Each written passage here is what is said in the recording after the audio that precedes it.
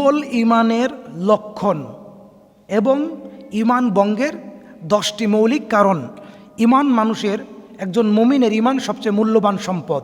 ইমানের পরিচর্যা করতে হয়, ইমানের যত্ন নিতে হয়, তাহলে ইমান ভালো থাকে। আসুন আমরা দুর্বল ইমানের লক্ষণগুলো জেনে নেই। মনে রাখবেন, আল্লাহর সাথে বান্দার সম্পর্ক স্থাপন হয় ইমানের মাধ্যমে। আল্লাহর সাথে বান্দার সম্পর্ক মজবুত হয়, আল্লাহর সাথে বান্দার যোগাযোগ ব্যবস্থা একটা মাধ্যম, তা হচ্ছে ইমান। দুর্বল ইমানের 1 নম্বর বৈশিষ্ট্য, নামাজ দেরিতে পড়া, নামাজ ছেড়ে দেওয়া। নামাজ মাঝে মাঝে আদায় করা, মাঝে মাঝে নামাজ ছেড়ে দেওয়া।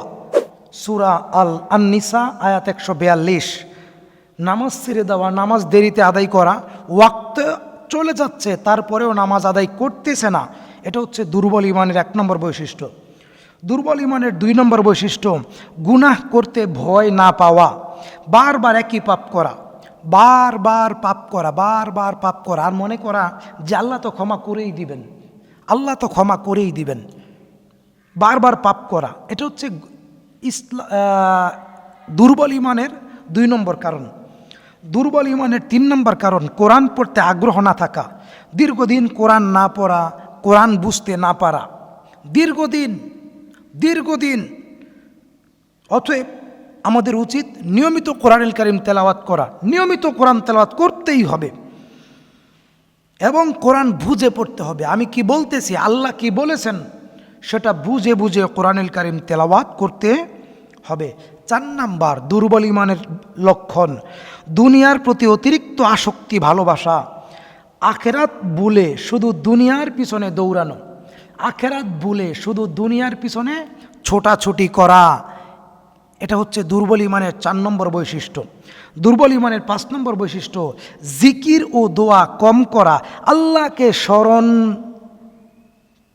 করা কমে দেওয়া। সকাল সন্ধ্যায় জিকির, তাসবিহ, তাহলিল, পাঠ, এগুলো তার আমলনামায় কমে যায়। দুর্বল ইমানের লক্ষণ, জিকির, আজকার, দোয়া কম করা। দুর্বল ইমানের আরও গুরুত্বপূর্ণ বৈশিষ্ট্য হচ্ছে গুনাহের পর অনুতপ্ত না হওয়া, গুনাহের পর তওবা না করা। মনে করেন এখন আর কত বয়স হলো, অনেক সময় আছে, শেষ বয়সে তওবা করব, নামাজ রোজা করব, এখন যৌবন বয়স, একটু ফুর্তি করি না। জি না, এটা দুর্বল ইমানের বৈশিষ্ট্য। 8 নম্বর, ভালো কাজ করতে দেরি করা, পরে করব বলে রেখে দেওয়া। ভালো কাজ করতে দেরি করা, পরে করব এই কথা বলা, এটি হচ্ছে দুর্বল ইমানের লক্ষণ। 9 নম্বর, খারাপ সঙ্গী সাথী, খারাপ বন্ধুত্ব, পাপী ব্যক্তিদের সাথে বন্ধুত্ব করা, এটি হচ্ছে দুর্বল ইমানের 9 নম্বর বৈশিষ্ট্য। কোনটা এটা? খারাপ সঙ্গী সাথী, পাপী সঙ্গী সাথী, এটা যেন আমাদের কোনোদিনও না হয়, এটা মনে রাখতে হবে, এটা খেয়াল রাখতে হবে। কেননা আল্লাহ সুবহানাহু ওয়া তাআলা বলেছেন, কুনু মা'আস সাদিকিন, তোমরা সত্যবাদীদের সাথে বন্ধুত্ব করো। সত্যবাদীদের সাথে কি করো? বন্ধুত্ব করো। আল্লাহ তাআলা এই কথা বলেছেন।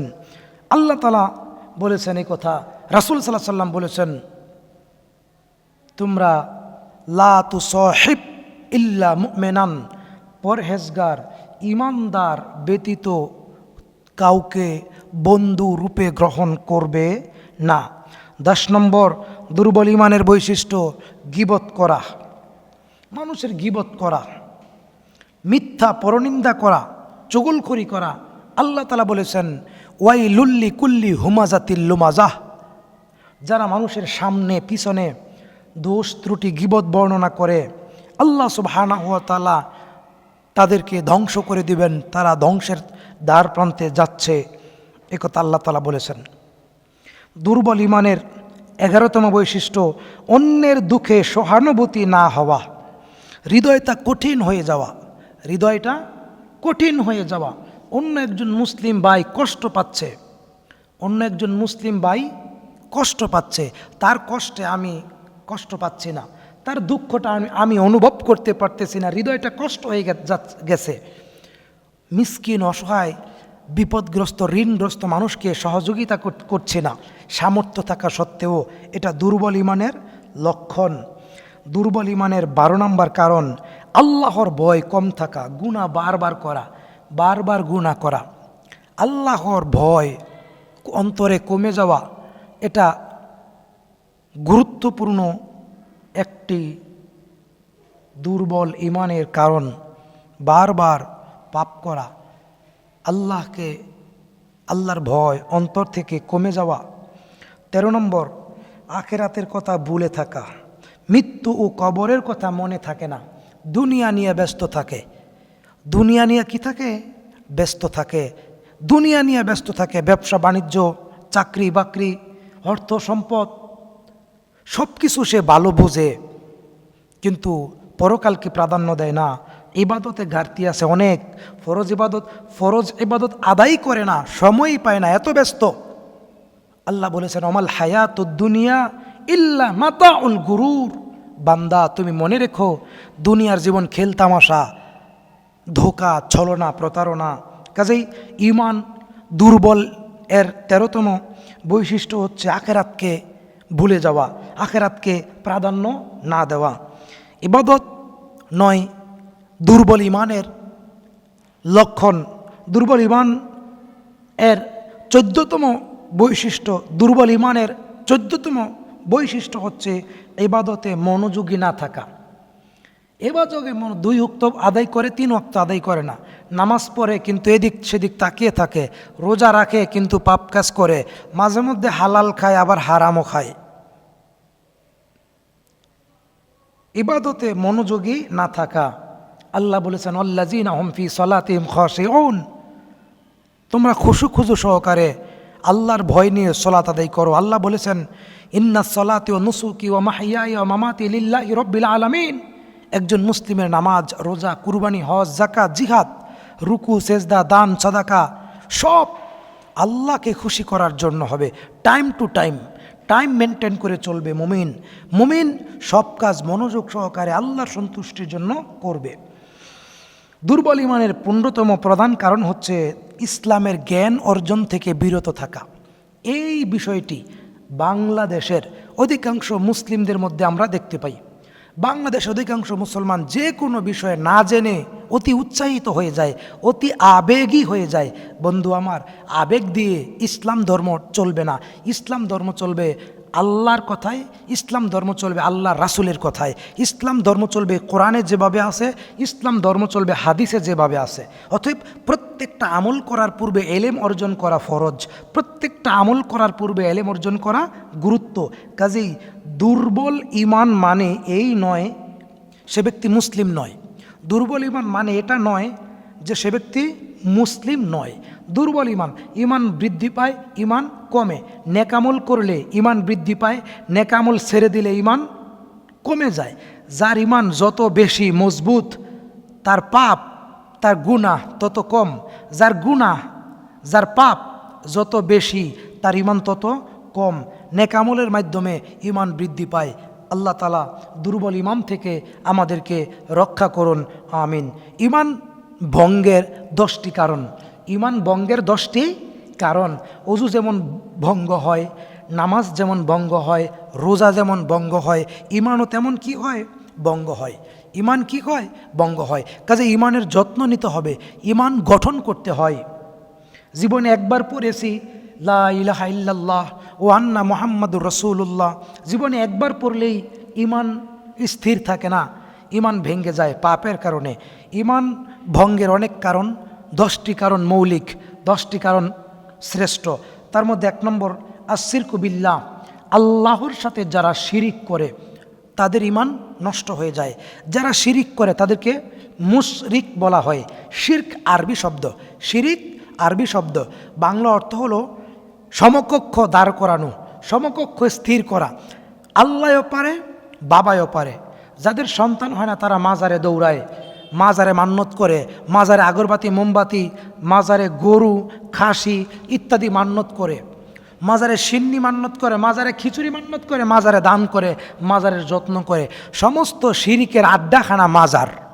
এজন্যে 1049 নম্বর হাদিস তিরমিজির, আলী রাদিয়াল্লাহু তাআলা আনহুকে লক্ষ্য করে মুহাম্মদ সাল্লাল্লাহু আলাইহি ওয়াসাল্লাম বলেছেন, আলী, এই পৃথিবীতে যেখানে উঁচা কবর দেখবা সবটাকে ভেঙ্গে মাটির সাথে মিশিয়ে দিবা। সকল মাজার ভেঙ্গে গোলাপ শাহর মাজার, শাহজালালের মাজার, শাহপরানের মাজার, শাহ মাকদুমের মাজার, যত বড় দরগাওয়ালা দুর্গাওয়ালা, যত বড় পীরের মাজার, যত ছোট মাজার, সব মাজার ভেঙ্গে মাটির সাথে মিশিয়ে দিবে। এটা করবে রাষ্ট্রপ্রধান। একথা রাসূল সাল্লাল্লাহু আলাইহি সাল্লাম বলেছেন। তাবিজ দেওয়া শিরিক, সেন দেওয়া শিরিক, রাতের জোরের মান তাআল্লাকা তামিমাতান ফাকাদ আশরাকা বিল্লাহ। যে ব্যক্তি শরীরে যে কোনো কিছু লটকাইলো, শরীরে যে কোনো কিছু লটকাইলো, ঝুলাইলো শেফা রোগ মুক্তির উদ্দেশ্যে, সেটাই শিরক, সেটাই শিরক। তাবিজ হোক, তামিমা হোক, কোনো গাছের ডালপালা হোক, যে কোনো কিছু, সবটাই শিরক। শুধু এটাই শিরিক না, ইবাদতে শিরিক আছে, ভালোবাসায় শিরিক আছে, আনুগত্যে শিরিক আছে, কথাবার্তায় শিরিক আছে, আদব চালচলনে শিরিক আছে। শিরিক পরিপূর্ণ আমাদের দেশে, আমাদের দেশের মানুষ শিরিকে পরিপূর্ণ। রাস্তার মোড়ে মোড়ে মূর্তি তৈরি হচ্ছে, এটা সবচেয়ে বড় শিরিক। এবং গণতন্ত্র, মানুষ মানুষের প্রভু, গণতন্ত্রে মানুষ মানুষের রব, এটা শিরিক। ভোট দেওয়া শিরক। মানবরচিত বিধান মাযহাব মেনে নেওয়া, এটা শিরক। 1 নম্বর ঈমান ভঙ্গের কারণ শিরক। নাম্বার 2, আল্লাহ ও বান্দার মাঝে মাধ্যম বানিয়ে দোয়া করা। আল্লাহ ও বান্দার মাঝে মাধ্যম বানিয়ে দোয়া করা। আপনার ঈমান নষ্ট হয়ে যাবে যদি আপনি মনে করেন আমি তো পাপী মানুষ, আমার দোয়া কি আল্লাহ কবুল করবে? আমি তো পাপী মানুষ, আমার দোয়া কি আল্লাহ কবুল করবে? যদি এটা ভাবেন তাহলে আপনার ঈমান নষ্ট হয়ে যাবে। ভাই আমার, বন্ধু আমার, আল্লাহ বলেছেন লা তাকনাতু মির রাহমাতিল্লাহ, আল্লাহর রহমত থেকে নৈরাশ হইও না। ইন্নাল্লাহা ইয়াগফিরুয যুনুবা জামিআ, আল্লাহ তাআলা বান্দাকে ক্ষমা করে দিবেন, বান্দার আমলনামায় যত পাপ থাকুক। সুবহানাল্লাহ। এজন্যে ইবাদতে আল্লাহ ও বান্দার মধ্যে কোনো মাধ্যম, বায়া মাধ্যম, মধ্যস্থতাকারী সংযোজন করা যাবে না। যেমন পীর মুরিদি হারাম, শিরক। তবে উসিলা একটা বিষয় আছে। উসিলা বলতে আল্লাহ বলেছেন সূরা মায়েদা 35 নম্বর আয়াত, ওয়াবতাগু ইলাইহিল উসিলা, উসিলা তালাশ করো। উসিলা হচ্ছে তাকওয়া, উসিলা হচ্ছে নেক আমল, উসিলা হচ্ছে কি? নেক আমল। উসিলা হচ্ছে তাকওয়া। যেমন বানী ইসরাইলের 3 জন ব্যক্তি পাহাড়ের ভিতরে আটকা পড়ে গেল। তখন একজন বলল, আল্লাহ, আমি আমার চাচাতো বোনের সাথে জেনা করতে পারতাম কিন্তু করি নাই, তুমি আমাকে মুক্তি দাও। আল্লাহ মুক্তি করে দিলেন।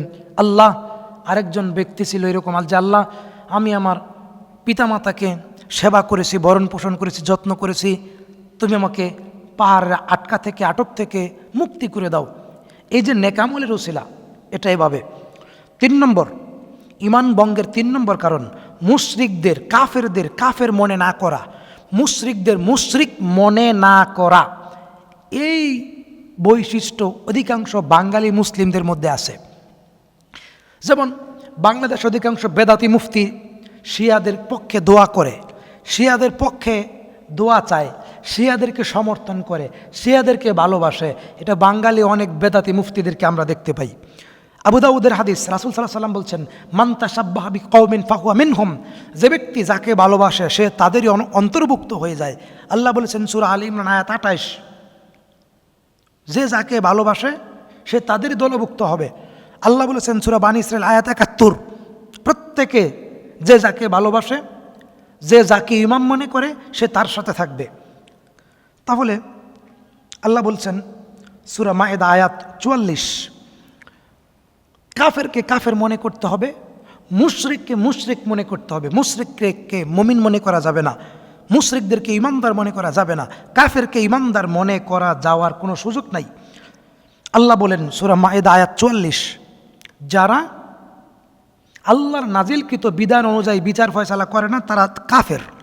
যারা আল্লাহর তরিকা অনুযায়ী নামাজ রোজা হজ যাকাত জিহাদ করে না তারা কাফের। যারা আল্লাহর তরিকা অনুযায়ী রাষ্ট্র পরিচালনা করে না তারা কাফের। যারা আল্লাহর বিধান অনুযায়ী সমাজ ব্যবস্থায় পরিচালনা বাদ দিয়ে মানুষের তৈরি করা নেতানেত্রীর তৈরি করা আইন বিধান সংবিধান দিয়ে দেশ রাষ্ট্র সমাজ মসজিদ মন্দির পরিচালনা করা তারা কাফের, তাদেরকে মুসলিম মনে করাও কুফরি। তাদেরকে মুসলিম মনে করলেও আপনি কাফের হয়ে যাবেন। তাদের সাথে বন্ধুত্ব করাও হারাম। ঈমান ভঙ্গের 4 নম্বর কারণ রাসূল সাল্লাল্লাহু আলাইহি সাল্লামের শরীয়তের চাইতে অন্য কোনো বিধানকে উত্তম মনে করা, রাসূল সাল্লাল্লাহু আলাইহি সাল্লামের আদর্শকে দুর্বল মনে করা, রাসূল সাল্লাল্লাহু আলাইহি সাল্লামের আদর্শকে শুধু মসজিদের ভিতরে আবদ্ধ রাখা, বাহিরের জিন্দেগিতে রাসূলের আদর্শে জীবনযাপন না করা, বাবার আদর্শ, দাদার আদর্শ, পীরের আদর্শ, ইমামের আদর্শ, তরিকার হুজুরদের আদর্শ, বুজুর্গ ব্যক্তির আদর্শ, কারো আদর্শ চলবে না। আল্লাহ বলেছেন, লাকাদ কানা লাকুম ফি রাসূলিল্লাহি উসওয়াতুন হাসানাহ ওয়া ইন্নাকা লাআলা খুলুকিন আযীম। জীবনের সকল ক্ষেত্রে একজন ব্যক্তির আদর্শ, স্ত্রী সহবাসের ব্যাপারেও রাসূলের আদর্শ, নামাজের ব্যাপারে রাসূলের আদর্শ, দান খয়রাতের ব্যাপারে রাসূলের আদর্শ, রাস্তায় চলাচলের ব্যাপারে ডান পাশে চলতে হবে রাসূলের আদর্শ, 1 গ্লাস পানি পান করতে হবে বিসমিল্লাহ বলে 3 শ্বাসে বসে, ডান হাতে খাবার পরে আলহামদুলিল্লাহ বলতে হবে রাসূলের আদর্শ। জুতা পরবেন বিসমিল্লাহ বলে ডান পা দিয়ে আগে, জুতা খুলবেন বিসমিল্লাহ বলে বাম পা আগে, রাসূলের আদর্শ। মানুষকে আগে সালাম দিবেন রাসূলের আদর্শ, রাস্তায় ডান পাশে চলবেন রাসূলের আদর্শ, রফুলিয়া দান করবেন রাসূলের আদর্শ, বুকের উপর নারী পুরুষ বুকের উপর হাত বেঁধে নামাজ আদায় করবেন রাসূলের আদর্শ, জোরে আমিন বলবেন রাসূলের আদর্শ, সূরা ফাতিহা ছাড়া সালাত হয় না রাসূলের আদর্শ, পিতা মাতাকে সম্মান করবেন, স্ত্রীকে আদর যত্ন করবেন, সন্তানকে লালন পালন করবেন, কৃপণতা করবেন না রাসূলের আদর্শ। জীবনের সকল ক্ষেত্রে রাসূলুল্লাহ সাল্লাল্লাহু আলাইহি সাল্লামের আদর্শ মানতে হবে। কোনো ইমাম আবু হানিফা, ইমাম শাফি, ইমাম মালিক, ইমাম হাম্বল, চরমনাই পীর, আট্রসির পীর, ফুরপুরা পীর, বাবা, দাদা, স্বামী, হাজব্যান্ড, কারো আদর্শ 1 সেকেন্ডের জন্য কারো আদর্শ মেনে নেওয়া জায়েজ নাই। জীবনের 24 ঘন্টা দোলনা থেকে কবর পর্যন্ত একজন ব্যক্তির আদর্শ অনুযায়ী জীবনযাপন করতে হবে, তার নাম মুহাম্মদ সাল্লাল্লাহু আলাইহি ওয়াসাল্লাম। ঈমান ভঙ্গের 5 নম্বর কারণ ইসলামের কোনো বিধানকে অপছন্দ করা, ইসলামী আইনকে। আমাদের দেশের অনেক নেতারা, অনেক রাজনীতিবিদেরা ইসলামের আইনকে ভালো লাগে না এটা তারা বলে, ইসলামের সংবিধান কোরআনের আইনকে তারা ভালো লাগে না এটা তারা বলে। আল্লাহ পাক বলছেন, যালিকা বিআন্নাহুম কারিহু মা আনজালাল্লাহ। আল্লাহ তাআলা যা নাজিল করেছেন যদি তোমরা সেটা অপছন্দ করো তাহলে তোমাদের ঈমান থাকবে না, তোমাদের ঈমান নষ্ট হবে, ভঙ্গ হবে। ইসলামের কোনো বিধানকে সরিষা পরিমাণের জন্য অপছন্দ করা যাবে না। এটা ঈমান ভঙ্গের 6 নম্বর কারণ। ঈমান ভঙ্গের 5 নম্বর কারণ এটা। ঈমান ভঙ্গের 6 নম্বর কারণ ইসলামের কোনো বিষয় নিয়ে উপহাস করা। আমরা দেখতে পাই আমাদের দেশের অধিকাংশ মাযহাবী আলেম, অধিকাংশ মাযহাবী মুফতি সাহেব বলে আমরা নাকি নামাজে চেগাইয়া দাঁড়াই, আমরা নাকি নামাজে ফাগাইয়া দাঁড়াই, আমরা নাকি লেডিস মুসল্লি। মুফতি গিয়াসউদ্দিন তাহির এই কথা বলেছেন, আমরা নাকি লেডিস মুসল্লি, আমরা নাকি ইহুদিদের দালাল, আমরা নবীজির সুন্নতের উপরে আমল করি তাই আমাদেরকে এই কথা বলে। রাসূল সাল্লাল্লাহু আলাইহি সাল্লাম বলছেন, ইবনে মাজাহ সহিহ বর্ণনা, যারা মুসলমানদের আমিনকে ঘৃণা করে, যারা মুসলমানদের আমিনকে ঘৃণা করে তারা ইহুদি, যারা মুসলমানদের আমিনকে ঘৃণা করে তারা ইহুদি। ইবনে মাজার হাদিস 931 নম্বর বর্ণনা। রাসূল সাল্লাল্লাহু আলাইহি সাল্লাম বলেছেন, ঈমান ভঙ্গের 6 নম্বর কারণ হচ্ছে ইসলামের কোনো বিধানকে অপছন্দ করা, ইসলামের কোনো বিধানকে তুচ্ছতাচ্ছিল্য করা, যে কোনো বিধানকে হোক, সহিহ হাদিসকে হোক, যে কোনো বিষয়কে হোক। ঈমান ভঙ্গের 7 নম্বর কারণ জাদু করা, জাদুর প্রতি সন্তুষ্ট থাকা, জাদু করা, কুফরি করা, জাদু করা, কুফরি করা। রাসূলুল্লাহ সাল্লাল্লাহু আলাইহি সাল্লাম বলছেন, যে ব্যক্তি জাদু করে, যে ব্যক্তি জাদুকে বিশ্বাস করে তার 40 দিন কোনো ইবাদত কবুল করা হবে না। 40 দিন তার কোনো ইবাদত কবুল করা হবে না। কোন ব্যক্তির? ওই ব্যক্তির যে ব্যক্তি জাদু করে, জাদুকে বিশ্বাস করে। রাসূল সাল্লাল্লাহু আলাইহি সাল্লাম বলছেন, সে ব্যক্তি কোরআনকে অস্বীকার করে, যে ব্যক্তি ভাগ্য গণনা করে, যে ব্যক্তি ভাগ্য পরীক্ষা করে, সে কোরআনকে অস্বীকার করে, সে ব্যক্তি মুশরিক, সে ব্যক্তি কাফের হয়ে যায়। কাজে জাদু করা হারাম। যারা জাদু করে তারা জিনকে সন্তুষ্ট করে, জিনের মাধ্যমে জাদু করা হয়। 8 নম্বর ইমান ভঙ্গের 8 নম্বর কারণ মুসলমানদের বিরুদ্ধে কাফেরদেরকে সাহায্য করা। মুসলমানের বিরুদ্ধে কাফেরদেরকে সাহায্য করা। আপনি মনে রাখবেন, আপনি মুসলিম, যারা আল্লাহর আইন মানে না, যারা আল্লাহর আইনে বিচার ফয়সালা করে না, যারা আল্লাহর আইনে দেশ রাষ্ট্র সমাজ পরিচালনা করে না, তারা কাফের। যারা ধর্ম নিরপেক্ষ মতবাদের বিশ্বাসী তারা কাফের। যারা ধর্ম মতবাদে বিশ্বাসী তারা কাফের। যারা গণতন্ত্রে বিশ্বাসী তারাও কাফের। যারা মানবরচিত সংবিধানে চূড়ান্ত বিশ্বাসী তারা কাফের। আমাদের দেশে ধর্মনিরপেক্ষ রাজনীতি যারা করে, এদেশের মুসলমান তাদেরকে সমর্থন করে, মনে রাখবেন সেটা কুফরি মতবাদ প্রতিষ্ঠিত করার জন্যে সময় অর্থ ব্যয় করাও কুফরি, এটা মনে রাখবেন। 9 নম্বর, দিন থেকে বিমুখ হওয়া, আমল না করা। ধীরে ধীরে আমল না করতে করতে ধীরে ধীরে ইমান মারা যায়, ইমান অটোমেটিক ধ্বংস হয়ে যায়, তখন আর ইমান ভালো লাগে না। আল্লাহ বলেন, ওয়ামান আযলামু মিম্মান যুক্কিরা বিআয়াতি রাব্বিহি সুম্মা আরাদা আনহা, তার চেয়ে বড় জালেম আর কে, যাকে আল্লাহর কথা স্মরণ করায়া দেওয়ার পরেও মুখটা ফিরায়া নেয়। তার চেয়ে বড় জালেম আর কে, যে আজান শোনার পরেও মসজিদে আসে না। মনে রাখবেন, আজান শোনার পরে যেই ইমান আপনাকে মসজিদে নামাজে আনতে পারে না, আপনার মৃত্যুর পর সেই ইমান আপনাকে জাহান্নাম থেকে মুক্তি দিতে পারবে না, আপনাকে জাহান্নাম থেকে মুক্তি দিয়ে জান্নাতে পৌঁছায় দিতে পারবে না। মনে রাখবেন, দিন থেকে বিমুখ হওয়া, আমল থেকে গাফেল হওয়া ইমান ভঙ্গের 9 নম্বর কারণ। ইমান ভঙ্গের 10 নম্বর কারণ হচ্ছে দিনকে ঠাট্টা করা, দিনের শিক্ষাকে ঠাট্টা করা, আলেম ওলামাদেরকে ঠাট্টা করা, নবী রাসূলদেরকে গালিগালাজ করা, ইসলামকে তুচ্ছ মনে করা, কোরআন হাদিসকে তুচ্ছ মনে করা, কোরআন হাদিসকে ছোট মনে করা। এই সমস্ত বিষয় হচ্ছে অত্যন্ত গুরুত্বপূর্ণ বিষয়। কাজে আসুন, আল্লাহ বলছেন, ইন্নাল্লাযীনা ইয়াকফুরুনা বিল্লাহি ওয়া রাসূলিহি, যারা আল্লাহ ও তার রাসূলের কোনো বিধানকে অস্বীকার করে, অপছন্দ করে, তুচ্ছ মনে করে, ছোট মনে করে, হেয় প্রতিপন্ন করে, এটা হচ্ছে ইমান ভঙ্গের 10 নম্বর কারণ।